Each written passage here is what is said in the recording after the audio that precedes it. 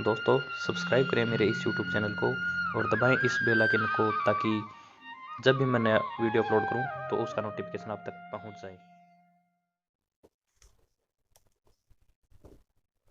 Hello बच्चों, मेरे प्रिय पिता मेरे पिता पर हम आज निबंध करने जा रहे हैं जो आपके कक्षा 5वीं से लेकर 12वीं तक के लिए बहुत ही महत्वपूर्ण है। 20 लाइनें इसके अंदर रहेंगी, अच्छी अच्छी लाइनें इसके अंदर उपयोग में ली गई हैं। तो मैंने यूट्यूब पर बहुत निबंध देखे लेकिन इसके अंदर मुझे ज़्यादा कोई खास नहीं लगा, क्योंकि अच्छी अच्छी बातें हैं जो बताने चाहिए जिससे बच्चों को भी वो प्रभावी लगे। और जो अगला हम परीक्षा के अंदर लिख कर आए तो अगला जो एग्जामिनर है, शिक्षक है, उसको भी पता चले कि हमने क्या क्या बातें लिखी है। तो बच्चों निबंध स्टार्ट करते हैं। सबसे पहला लाइन है, मेरे पिता दुनिया के सबसे प्यारे पिता हैं। वे मेरे सच्चे हीरो, पक्के दोस्त, मेरी प्रेरणा और अभी तक देखे मेरे जीवन के सबसे अच्छे इंसान हैं। तो जब भी कोई बच्चा लिखेगा तो अपने पिता के बारे में ऐसी ऐसी बातें लिखे कि अगले वाले को ये नहीं चले कि वो इतना ज़्यादा फेंक रहा है। तो उसके अंदर ऐसी ऐसी बातें लिखनी चाहिए कि अगला देखता ही रह जाए कि बच्चे ने क्या लिख दिया। वो एक ऐसे इंसान हैं जो स्कूल के लिए तैयार होने में, बिस्तर से उठने में और अच्छे से मेरा गृह कार्य करने में बहुत मदद करते हैं। तो सुबह जब भी उठते हैं, तैयार होते हैं स्कूल के लिए, और जब भी गृह कार्य करते हैं तो उसके अंदर पूरी मदद मेरी वो करते हैं। वो बहुत तंदुरुस्त, स्वस्थ और खुश और समय पालक व्यक्ति हैं, यानी बहुत ही स्वस्थ हैं, खुशनुमा रहने वाले और समय पर हर कार्य करने वाले व्यक्ति हैं। वो हमेशा सही समय पर ऑफिस जाते हैं, यानी जो ड्यूटी का समय है उस समय वो नियमित रूप से ऑफिस में जाते हैं और हमें भी ये सही समय पर स्कूल जाने के लिए सिखाते हैं और हमें भी कहते हैं कि सही समय पर स्कूल में जाना चाहिए।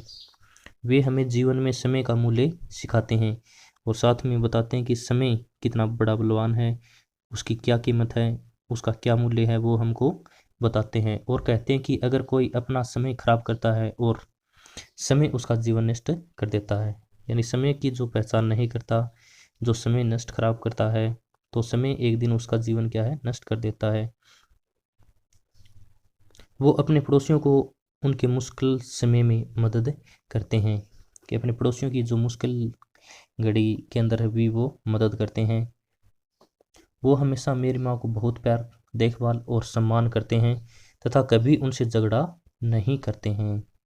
तो साथ में अपनी उसकी माँ की बातें बता दी कि वो अपनी पत्नी यानी उसकी माँ को कितना प्यार करते हैं और वो मेरे दादा दादी को बहुत प्यार व इज्जत करते हैं और उनका ध्यान रखने के लिए हमें भी कहते हैं कि दादी की भी बहुत ज़्यादा केयर करते हैं और हमको भी कहते हैं कि उनकी इज्जत करें और उनका ध्यान रखने के लिए हमें भी कहते हैं। वो कहते हैं बूढ़े लोग ईश्वर की तरह होते हैं, हमें उनका ध्यान, सम्मान और प्यार करना चाहिए। कि बूढ़े लोग हैं वो ईश्वर के समान होते हैं, हमें उनका सम्मान करना चाहिए, उनकी सेवा करनी चाहिए।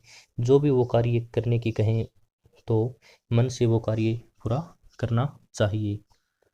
हमें मुश्किल समय में बूढ़े लोगों की कभी अनदेखी नहीं करनी चाहिए, यानी कि कोई भी बूढ़ा लोग है, चाहे वो अपना घर का हो, पास पड़ोस का हो, तो वो मुश्किल में है, परेशानी में है, कोई बीमार व्यक्ति है, तो हम अगर वो कुछ कहें तो हमें उसकी मदद ज़रूर करनी चाहिए। वो हमें 15 मिनट अच्छी आदतों और नैतिकता के बारे में बताते हैं। तो नियमित पिता के बारे में है, तो हम लिखेंगे तो बताएंगे कि पिताजी हैं वो हमें 15 मिनट अच्छी आदतें और नैतिकता के बारे में बताते हैं। नैतिकता क्या होती है बच्चों?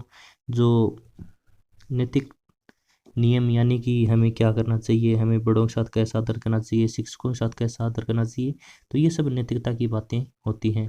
तो ये बातें हमको बताते हैं।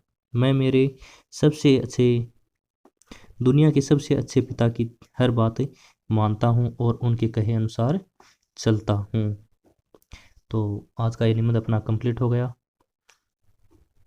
निबंध कैसा लगा कमेंट बॉक्स में ज़रूर बताएं। अच्छा लगा हो तो अपने दोस्तों के साथ भी ज़रूर शेयर करें।